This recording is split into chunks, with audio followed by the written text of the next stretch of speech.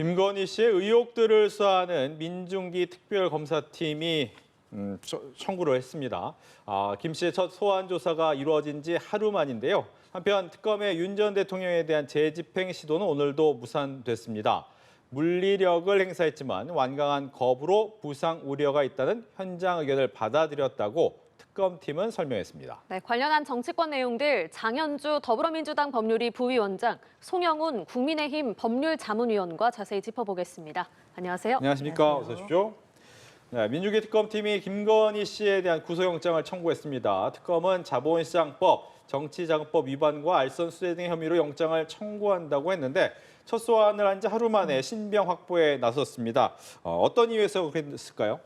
아마도 특검팀이 그동안 많은 준비를 했었던 것 아닌가라는 생각이 듭니다. 그러니까 이제 특검이 꾸려지고 나서 이제 수사를 하면서 사실 김건희 씨에 대해서는 소환 요청을 좀 빠르게 해둔 상태였거든요. 그 소환이 어제 이루어진 것인데 아마 소환을 앞두고 특검에서는 뭐 관련자들, 특히 뭐 참고인이 되었던 뭐 또 다른 피의자가 되었던 참고인들의 또 진술도 상당히 많이 받아두었을 것이고 그동안에 또 압수수색과 같은 강제 수사를 통해서 확보한 또 객관적인 증거들도 많이 있고 이 부분도 분석이 끝난 상태였습니다. 것입니다. 그렇기 때문에 어제 김 씨가 아마 이제 수사에 응하면서 했던 진술들은 뭐 진술 거부권 행사하지는 않았지만 대부분의 혐의에 대해서 부인했다라는 부분들이 알려지고 있거든요.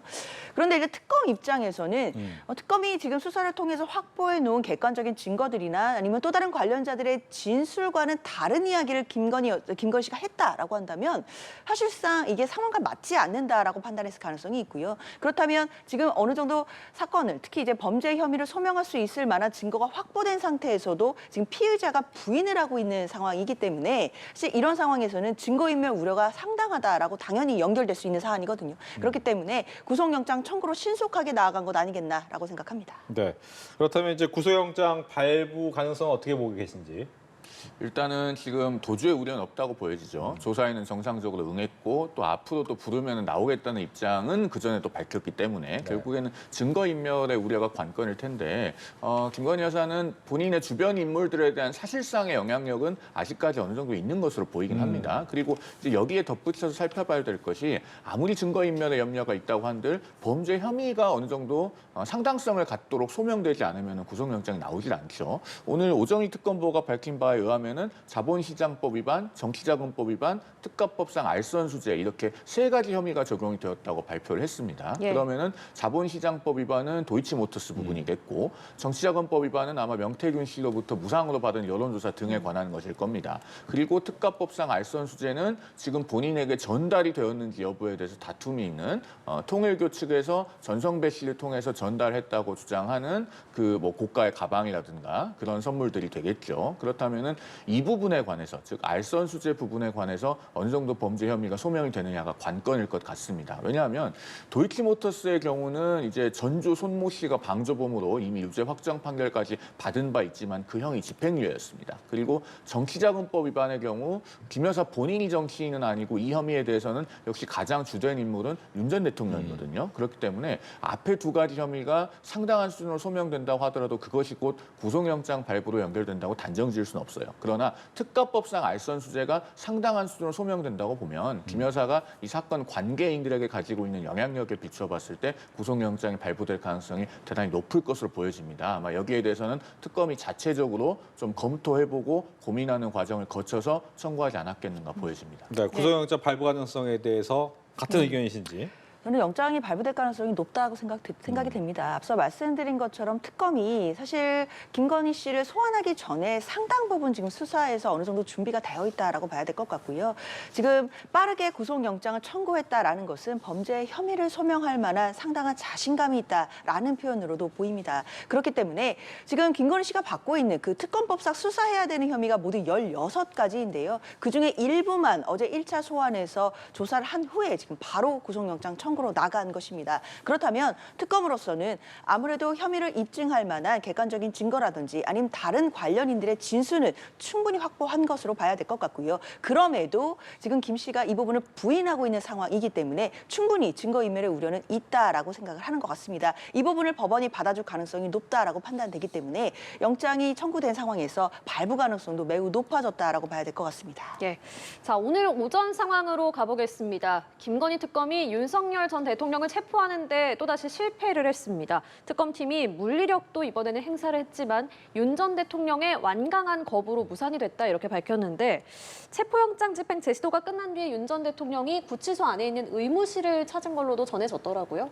오늘 이 체포영장 재집행 과정에서 집행 시도 과정에서 전해진 장면들에 대해서는 어떻게 생각하십니까?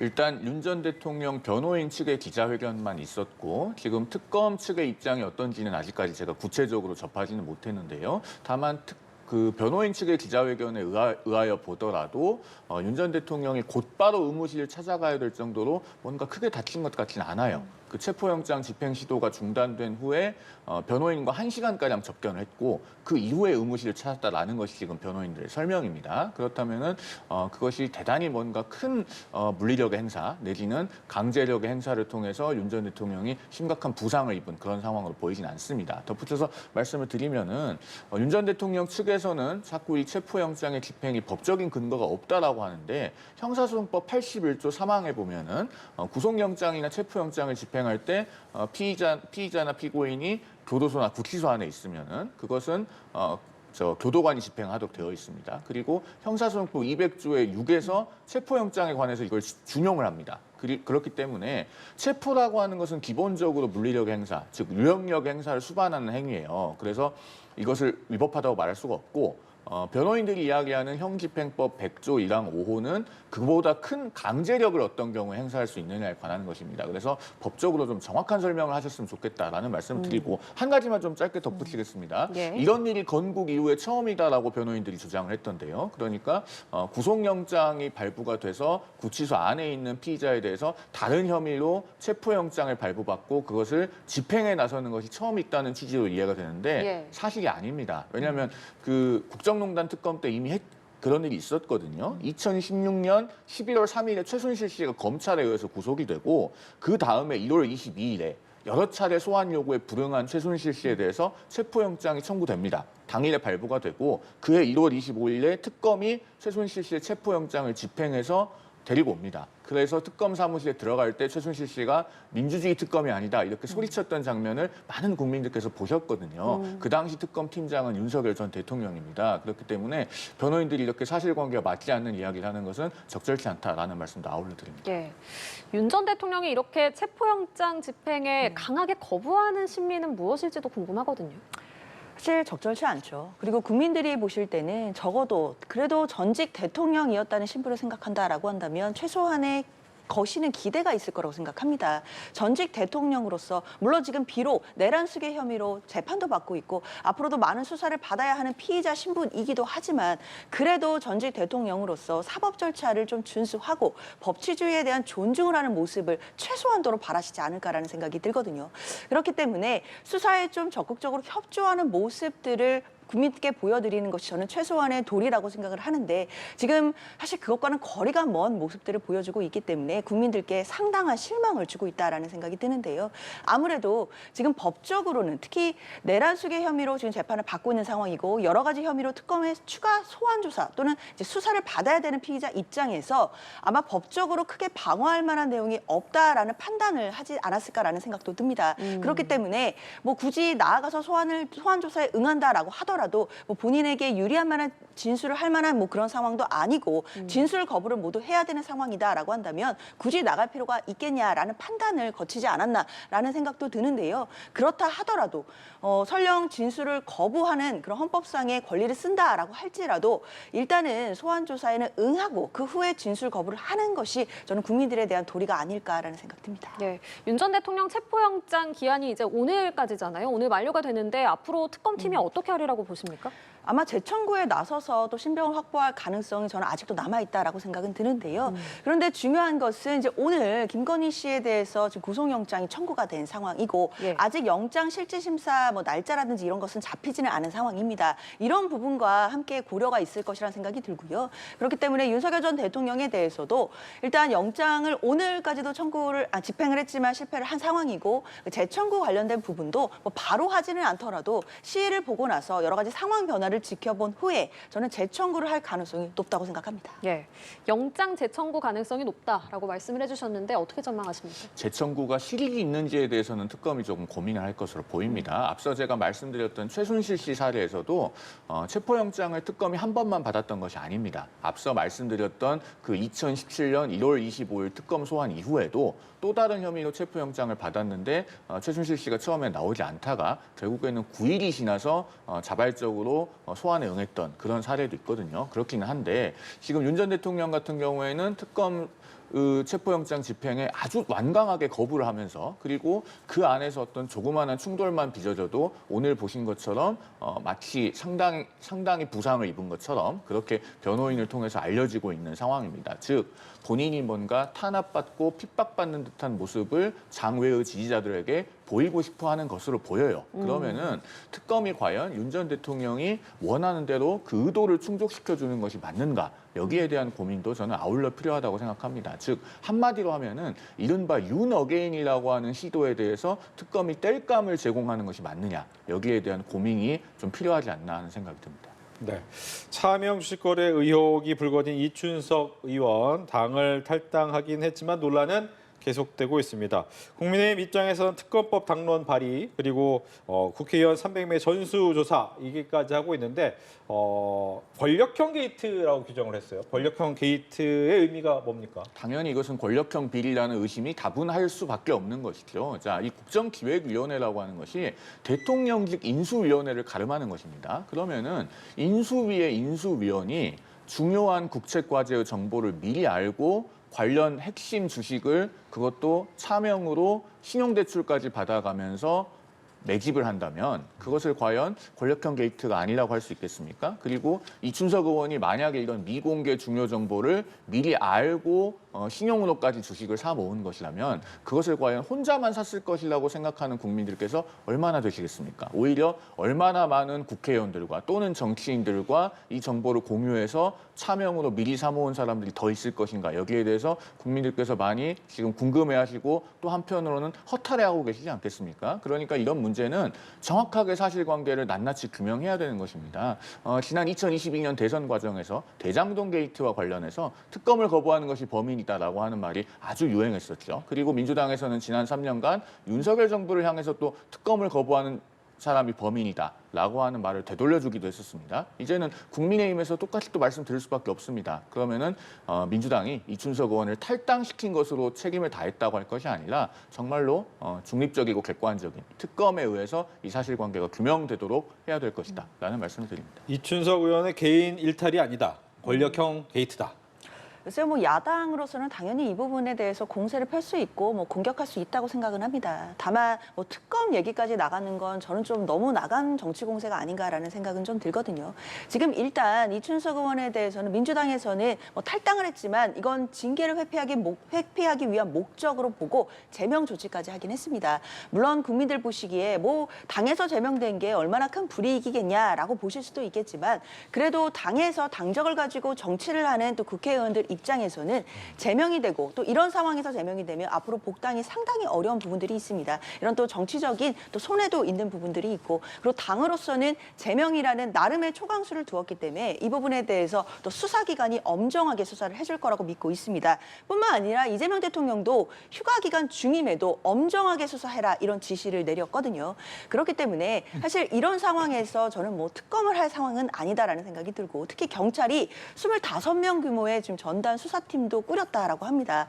일단 지금 수사를 시작해보고 또 관련자들도 또 수사를 하지 않겠습니까? 특히 필요하다면 이춘석 의원에 대해서도 뭐 압수수색 같은 강제 수사도 얼마든지 돌입할 수 있겠다라는 생각이 들기 때문에 그것을 통해서 지금 야당이 공격하고 있는 것처럼 뭐 권력형 게이트인지 이런 부분들에 대해서 뭐 그런 부분들이 있다라고 한다면 저는 수사를 통해 드러날 것이라고 생각합니다. 네, 당에선 제명을 했고 또 25명 규모의 경찰 수사를 보고 결정하자.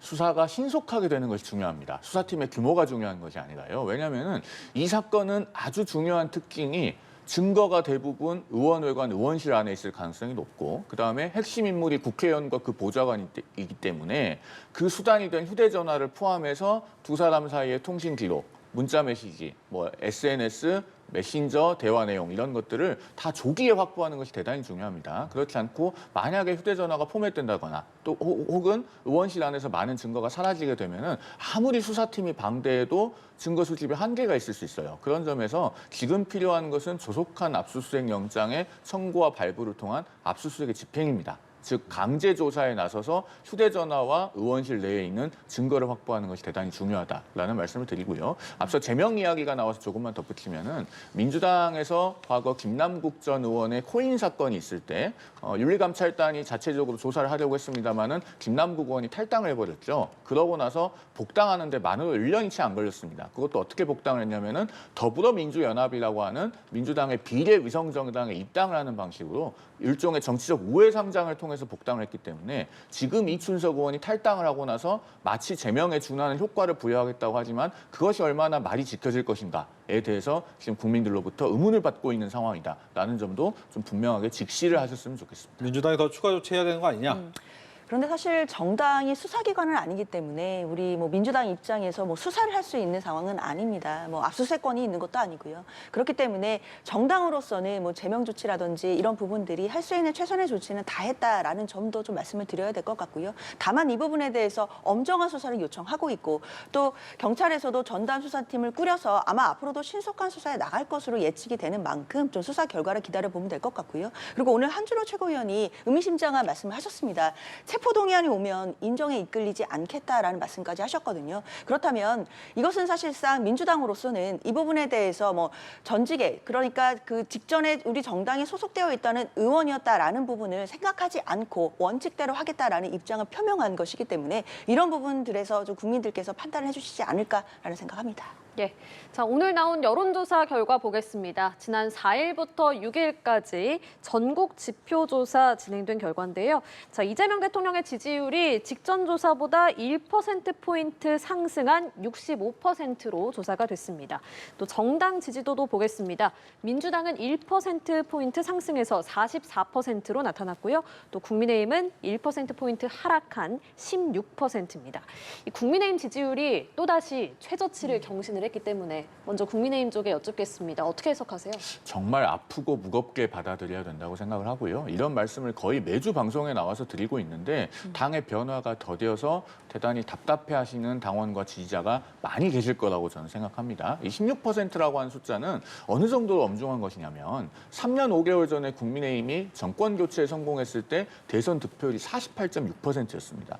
지금 국민의힘을 지지하는 국민은 그중에 3분의 1밖에 남아있지 않은 거예요. 3분의 2가 떨어져 나갔습니다. 그러면은 얼마나 저희가 충격을 받고 대대적으로 대호각성해서 정말 뼈를 깎는 노력을 해야 되겠습니까? 즉 3분의 2가 떨어져 나갔다고 하는 것은 중도와 중도 보수는 상당수 이탈해 있다는 것을 보여주는 것이에요. 그러면은 이 축소된 외연 안에서만 경쟁하려고 할 것이 아니라 정말로 다시 어떻게 떠나간 분들, 중도 보수 나아가서 중도까지 그분들의 마음을 다시 아우를 수 있는 노선을 회복할 것인가 이것에 대해서 고민해야 됩니다. 그래서 지금 현재 당면에 있는 전당대회에서도 현상 유지 또는 더 심하게는 이른바 윤 어게인 쪽에 가까운 분들로 지도부가 구성되기보다는 정말로 민심의 중앙값에 다시 접근하겠다는 그런 구체적인 플랜을 갖고 있는 분들이 지도부에 대거 진입을 해야 당이 변화하고 또 쇄신되는 길이 열리지 않을까 하는 생각이 듭니다. 예, 대통령 지지율과 민주당 지지율은 전주보다 각각 1%포인트씩 올랐더라고요. 그렇죠. 일단 이재명 정부에 대해서 특히 이 정부가 국정 운영을 제대로 또 수행할 수 있는 안정적인 지지율이 나오고 있다라는 부분에 대해서는 참 다행이라고 생각합니다. 국민들께서 지금 대한민국이 국내외적으로 여러 가지 위기에 있지만 그래도 이재명 대통령이 인수위도 없이 출발한 정부이지만 그래도 쉬지 않고 달려오고 있다라는 점을 평가해 주시는 것이 아닌가라는 생각이 드는데요. 그렇다 하더라도 당연히 민주당으로서도 안심할 수 있는 상황은 아니다라고 생각하고요. 또 여러 가지 위기들이 계속해서 있을 수 있기 때문에 그런 부분들을 생각해서 또 국민 눈높이에 맞게 항상 낮은 자세로 더 임해야겠다라는 생각이 듭니다. 네, 정청래 대표와 신임 지도부 노무현 전 대통령 묘역 참배 이후에 문재인 전 대통령을 예방했습니다. 조국 전 대표 사면 이야기 오갔을지 관심이었는데 이 얘기는 없었다라는 것이 당에서 발표된 내용이고요. 하지만 문 전 대통령 우상호 정무수석에게 조국 전 대표의 사면 직접 건의하기도 했다라고 하는데 민주당에서는 이 부분을 어떻게 보고 계십니까? 일단 조국 전 대표에 대해서는 뭐 사면에 대해서 뭐 많은 분들이 의견을 주시는 것 같아요. 뭐 부정적이신 분들도 계신 것 같고 뭐 긍정적이신 분들도 계신 것 같은데 일단 문재인 전 대통령이 이런 부분들을 건의를 했다라고 한다면 저는 이재명 대통령 입장에서는 더욱 고심이 깊어질 것 같다라는 생각은 듭니다. 그렇지만 가장 중요한 건 이 사면권은 대통령의 고유 권한입니다. 그렇지만 이 권한을 아무렇게나 행사할 수 있는 것은 당연히 아니고요. 엄격한 요건 하에서 절제되게 또 행사해야 되는 것도 또 사면권의 특징 중에 하나입니다. 가장 중요한 기준이 되는 것은 전 국민 민심이라고 생각을 하고요. 국민 여론에 맞게 그리고 국민 통합이라는 기준에 맞게 사면권이 행사돼야 된다라는 점을 생각하면 대통령이 지금 고심을 하고 있을 거라고 생각이 들고 그렇기 때문에 대통령실에서도 그리고 민주당 입장에서도 정치인들의 사면에 대해서는 좀 조심스럽게 접근하고 있다라는 취지의 메시지가 계속 나가는 것 아니겠나라고 생각합니다. 네, 문 전 대통령이 신임 대표에게는 얘기하지 않았지만 우상호 정무수석한테는 건의를 했어요. 결론부터 말씀드리면은 대단히 부적절하죠. 문 전 대통령은 전직 대통령입니다. 그러면은 전체 국민을 위한 원로로 남아야지 특정 진영의 영수가 되려고 하면 안 돼요. 조국 전 대표에 대해서 사면을 건의하는 것은 특정 정파의 이익에 복무하는 일이다. 이렇게 말씀드릴 수 있겠고 더더군다나 문 전 대통령은 지금도 본인이 피고인 신분입니다. 그 뇌물죄 관련된 형사 재판을 받고 있는 상황에서 타인의 사면을 건의한다. 그렇다면은 혹여라도 본인이 나중에 유죄 판결이 확정됐을 때 본인도 사면될 수 있는 그런 길이 열릴 수 있도록 정치인에 대한 사면은 보편화되고 관행화되도록 하기 위한 것이 아니냐라고 하는 의구심으로부터도 자유롭기가 어려울 겁니다. 그리고 조국 전 대표는 그 자체로 사면복권 되기에는 부적절한 인물이다 이렇게 평가합니다. 지금 2년의 징역형을 선고받고 복역한 기간이 아직도 8개월이 채 되질 않죠. 그리고 2심까지 실형이 선고됐음에도 불구하고 당시에 법정 구속도 되지 않고 당을 만들어서 총선에 출마하기까지 했습니다. 그리고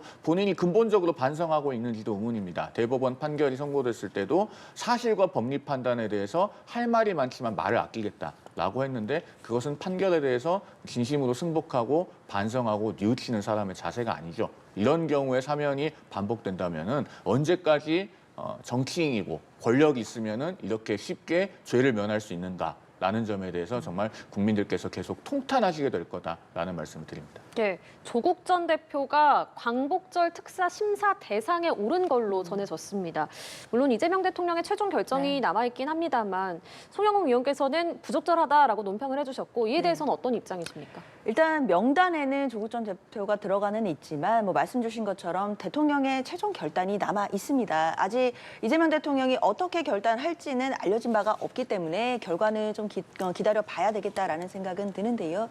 뭐 계속 앞서서도 이야기가 나왔지만 사면권은 고유 권한이고 또 대통령이 관련해서는 국민 여론이나 민심의 긍정적인 방향으로 고려를 하지 않을까라는 생각은 듭니다. 그렇기 때문에 지금 사실 정부가 들어온 지 뭐 2달 정도 된 상황에서 정치인들의 사면을 또 고려한다는 것 이것 자체로도 굉장히 부담이 될 수 있겠다라는 측면도 생각을 해야 될 것 같고요. 게다가 조국 전 대표라고 한다면 사실 상징성도 있고 정치적으로도 굉장히 파장이 큰 인물이기 때문에 아무래도 대통령으로서는 이 결단까지의 그 과정이 또 험난하지 않을까라는 생각은 드는데요. 그렇기 때문에 일단 지금으로서는 조국 전 대표를 포함해서 정치인들의 사면에 대해서는 대통령실이 좀 조심스럽게 접근하고 있지 않을까라고 생각합니다. 네, 국민의힘에서는 강하게 반발을 하고 있습니다. 송원석 비대위원장은 정부가 굉장히 잘못하고 있다. 정치인 사면을 반대한다라고 언급을 했는데 근데 이제 송원석 비대위원장이 앞서 강훈식 대통령 비서실장에게 그 정치인 사면 명단이 담긴 문자 메시지, 텔레그램 메시지를 보낸 게 또 포착이 되지 않았습니까? 이 명단도 철회한다라고 밝혔더라고요. 애초에 그런 명단을 보낸 것 자체가 부적절한 일입니다. 아무리 우리 정치권에서 사면을 앞두고 정치인들을 여야 골고루 사면하기 위해서 의견을 교환하는 관행이 있다고 하더라도 조국 전 장관의 사면에 반대하고 있으면은 보수 진영의 정치인들에 대한 사면에 대해서도 반대해야지 그 말이 앞뒤가 맞죠. 그런 점에서 송원석 비대위원장이 명단을 보낸 것 자체가 부적절하다라고 보입니다. 그리고 여기에 대해서 철회한 것 뒤늦게나마 다행스러운 일이라고 생각합니다. 그리고 조국 전 장관의 사면에 대해서 조금 덧붙여서 말씀을 드리면은 그 조국 전 장관이 기본적으로 어떤 죄를 저질러서 지금 감옥에 가 있습니까? 입시비리 아닙니까? 죄명이 이런 것들이에요. 업무방해, 위계공무집행방해, 위조 공문서 행사, 허위 작성 공문서 행사, 위조 사문서 행사, 청탁금지법 위반, 그리고 권력형 비리도 있습니다. 유재수 감찰 무마에 관련된 직권남용 권리행사 방해. 이런 죄를 저지른 사람들이 보편적으로 사면이 되거나 복권될 수 있나요? 사면 복권된다면은 과거에 80년대 탈주범 지강원 씨가 남긴 유명한 말이 있죠. 유전무죄, 무전유죄. 거기에 빗대서 유권 사면, 무권 복역. 아마 이런 이야기가 나오게 될 겁니다. 이런 입시비리 사범이 정치적으로 힘이 있다고 해서 사면을 해주면은 그러면은 숙명여고 쌍둥이도 그 아버지를 사면시켜줘야 되는 것인가? 국민들께서 이런 의문을 머릿속에서 떨치지 못하실 겁니다. 예. 송원석 비대위원장이 입장을 바꾼 배경은 뭐라고 보세요? 아무래도 송원석 비대위원장이 그 휴대폰에 메시지를 보내다가 그게 이제 사진을 찍히게 되면서 예. 보수 정치인들에 대한 사면을 대통령 비서실장에게 요청하는 부분이 부적절하다라는 비판이 상당했었거든요. 특히나 앞에서는 뭐 조국 전 대표와 같은 정치인들의 사면에 대해서 반대하는 입장을 계속 연일 내시면서 뒤로는 또 보수 진영에 있는 정치인들의 사면을 요청했다라는 것이 사실상 내로남불 아니냐, 너무 말과 행동이 다른 것 아니냐라는 비판도 정말 많았었거든요. 그러다 보니까 오히려 송원석 비대위원장이 요청했던 저 명단의 인사들은 사면받기는 틀린 것 아니냐 이런 분석까지도 또 추가로 나오기도 했었습니다. 아무래도 그런 상황에서 송원석 비대위원장이 비판이 심해지다 보니까 본인이 좀 요구했던 부분들도 철회를 하면서 그렇게 되면 뭐 여야 할 것 없이 모든 정치인에 대한 사면을 해주지 말자 뭐 이렇게 주장하는 것으로 보이는데요. 저는 뭐 이런 주장 자체가 뭐 국민들께 진정성 있게 다가가지는 않을 거라고 생각합니다. 그러니까 이런 메시지보다는 더 중요한 건 앞서도 말씀드렸지만 대통령실에서 과연 이번에 정치인들에 대한 사면을 고려할 것인가 이 부분이 제일 중요할 것 같고 그런 부분들은 대통령의 고유 권한으로서 또 나름 정무적인 판단까지 거쳐서 결단을 내리지 않을까라고 생각합니다. 예. 장현주 부위원장께서는 그래도 이 대통령이 결단을 어떻게 내릴 거라고 전망하세요?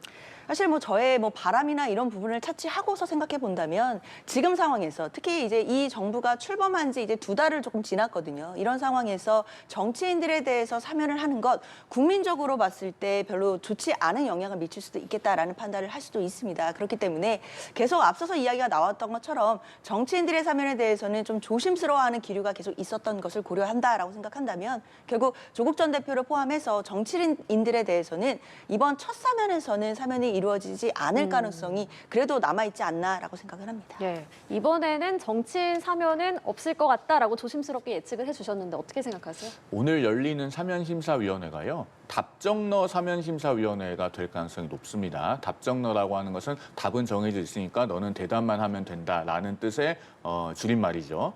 정성호 법무부 장관이 사면심사위원장입니다. 사면법상. 그런데 인사청문회 과정에서 뭐라고 했습니까? 조국 전 장관 사건에 대해서 범죄 혐의와 양형 간의 균형이 맞지 않다. 이런 이야기를 공개적으로 했어요. 그렇게 장관이 이미 입장을 밝힌 상태에서 저 사면심사위원회에 참석한 위원들이 반대 의견을 쉽게 개진할 수 있겠습니까? 그런 점에서 청문회 과정에서 정성호 장관이 보였던 태도는 역시나 부적절하다는 점을 지적하지 않을 수 없습니다. 그리고 이제 여권에서는 문재인 전 대통령의 건의를 공개하는 방식으로 조국 전 장관의 사면에 대한 에드벌룬을 띄우고 있는 것 같은데 결국은 최종적으로는 이재명 대통령이 결정을 하겠습니다마는 그 결정에 대한 책임도 사면권자인 대통령이셔야 됩니다. 이렇게 권세 있는 사람은 형기에 반도 채우지 않았는데도 쉽사리 사면이 된다라고 하면은 국민 주권 정부라고 말할 수 있겠습니까? 거기서 말하는 국민은 정말로 힘있고 정치적인 파워가 있는 그런 권세 있는 사람들만 해당하는 것이 아닌가라는 비판으로부터 자유로울 수가 없을 것입니다. 네,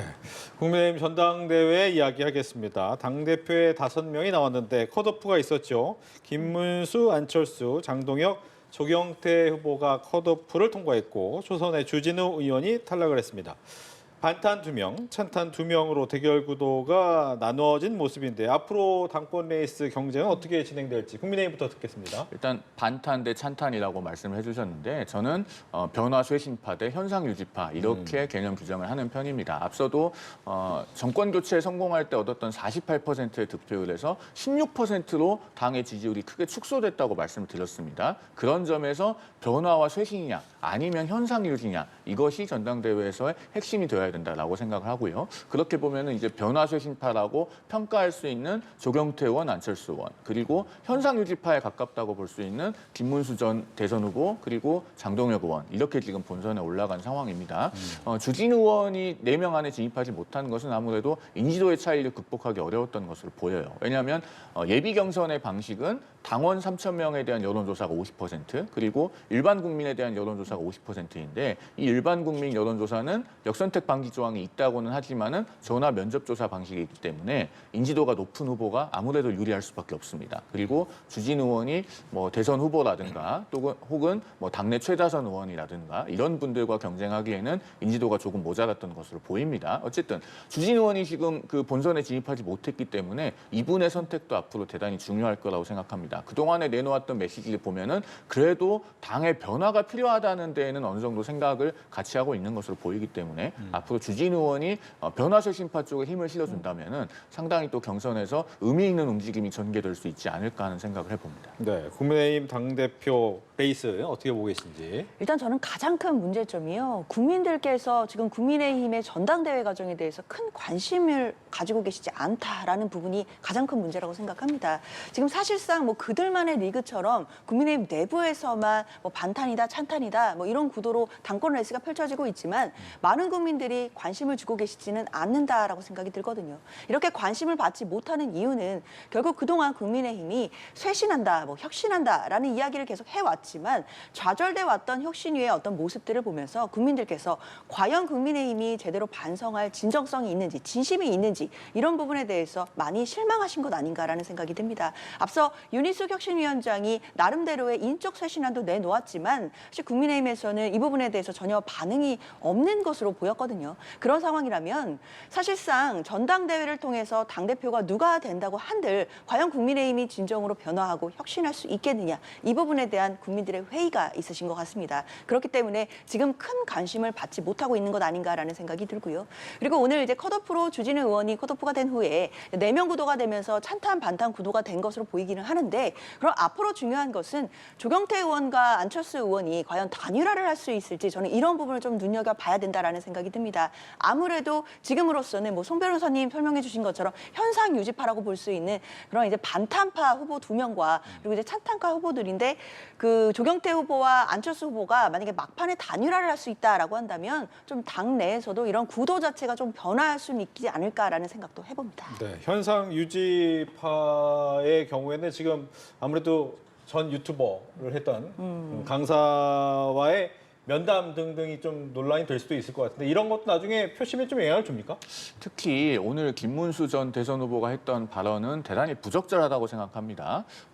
계엄을 해서 누가 죽었거나 다쳤거나 그런 게 있느냐. 그리고 윤 전 대통령이 다시 입당한다면 받아주겠다. 이렇게 얘기를 했는데요. 예. 계엄이라고 하는 것이 누가 죽거나 다치지 않으면 아무 때나 해도 되는 겁니까? 그 계엄은 결국에는 영장이 없어도 우리 국민을 언제든지 잡아다 가둘 수 있는 것이고 전공인은 복귀하지 않으면 처단한다고 했고 언론 출판의 자유는 물론이고 정당 활동의 자유를 다 제한하는 것이고 그리고 국회를 정상적으로 기능하지 못하게 하려고 하는 그런 국헌 문란의 목적마저 있었던 행위 아닙니까? 그리고 언론사에 대한 단전 단수 지시도 있었다고 최근에 밝혀지고 있지 않습니까? 그러면은 그런 행동을 아주 천행으로 누가 죽거나 다치지 않았다고 해도 되는 겁니까?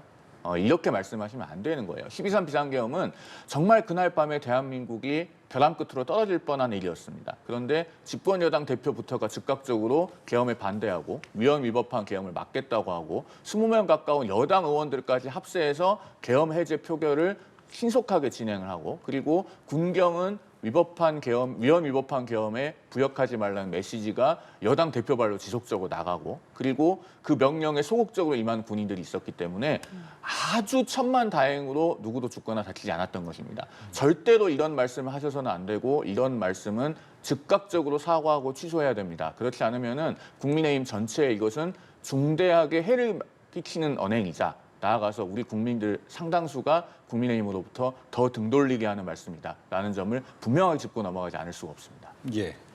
그렇죠. 뭐 송 변호사님이 말씀을 잘 해주셨는데 사실 김문수 후보가 뭐 당 지지율이 떨어진 게 내부 총질 때문이다 뭐 이런 말씀도 하신 것 같은데요. 저는 네. 진단이 아주 잘못됐다고 생각합니다. 앞서 여론조사 결과도 봤지만 지금 국민의힘 지지율이 자꾸 떨어지고 또 국민들께 외면을 받고 있는 이유가 내부 총질 때문이다라고 생각하신다면 사실 이건 원인을 잘못 찾으시는 것이기 때문에 만약에 당대표가 되신다 하더라도 과연 국민의힘을 제대로 바꿔낼 수 있을지 참으로 좀 우려도 되고 안타까운 마음이 드는데요. 지금 국민의힘 지지율이 나오지 않고 그리고 국민들께서 관심을 거두시는 이유는 국민의힘이 변화하지 않고 반성하지 않기 때문입니다. 이것이 어떻게 내부 총질 때문이라는 건지 저는 좀 납득하기가 어렵습니다.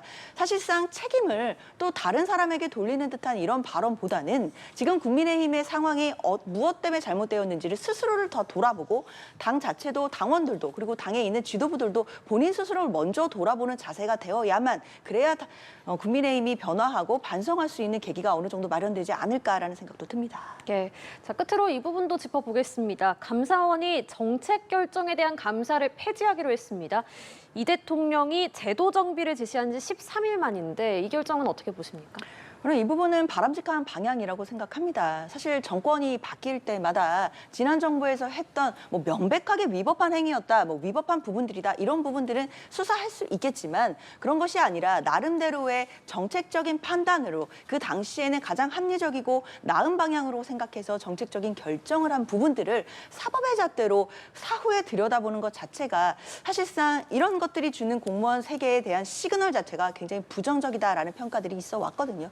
이런 또 반복적인 비극이 반복되는 것을 이재명 대통령이 좀 끄는 부분이 있다라고 생각이 들고요. 또 정책적인 결정을 하는 부분들은 그런 부분들은 국민들이 평가하시고 또 국민들께 정치적인 책임을 지는 것으로 끝나야 하는 것이지 뭐 명백하게 위법한 사항이 있는 것이 아닌 경우에는 사후에 사법적인 잣대를 들이대는 것 이것은 부작용이 너무 크지 않나라고 생각합니다. 예, 국민의힘은 어떤 입장이세요? 이렇게 감사원이 정책 감사마저 하지 않기로 하면 이재명 대통령은 더더욱이나 견제받지 않는 권력이 됩니다. 자, 지금 여권은 일단 막강한 대통령 권력을 가지고 있고 국회에서 또 압도적인 다수당입니다. 헌법재판소장을 최근에 이재명 정부에서 임명을 했죠. 그리고 법원은 지금 정권이 바뀐 뒤에 알아서 굴복하다시피 해서 이재명 대통령에 대한 재판을 전부 다 중단시켰습니다. 자, 그런 상황에서 감사원이 정책 감사도 하지 않는다. 그러면은 앞으로 어떤 위헌적이거나 위법한 일을 해도 대통령의 임기 도중에 통제할 만한 수단이 거의 없다시피 하게 됩니다. 문제는 감사 자체에 있는 것이 아니고 감사에서 그 결과를 통해서 실무 공무원들까지 법적인 책임을 묻는 데 있는 것이에요. 그것은 과거에 과도하게 집행이 된 측면이 분명히 있었습니다. 그것을 부인하지는 않지만 그러나 정책 감사 자체는 온전하게 기능을 해야 굵직굵직한 정책들이 과연 올바르게 수립이 되고 집행이 된 것이 맞는지 점검할 수 있지 않겠습니까? 그런 본연의 기능마저 하지 않는다면은 과연 감사원이 어떤 역할을 할 수 있을 것인가에 대해서 정말로 아주 실무적인 차원의 감사만 하겠다는 것인가 국민들께서 많이 의아하게 생각하실 것이다라는 말씀을 드립니다. 알겠습니다. 자, 두 분 말씀은 여기까지 듣도록 하겠습니다. 지금까지 장현주 더불어민주당 법률위 부위원장, 송영훈 국민의힘 법률자문위원과 함께했습니다. 고맙습니다. 감사합니다.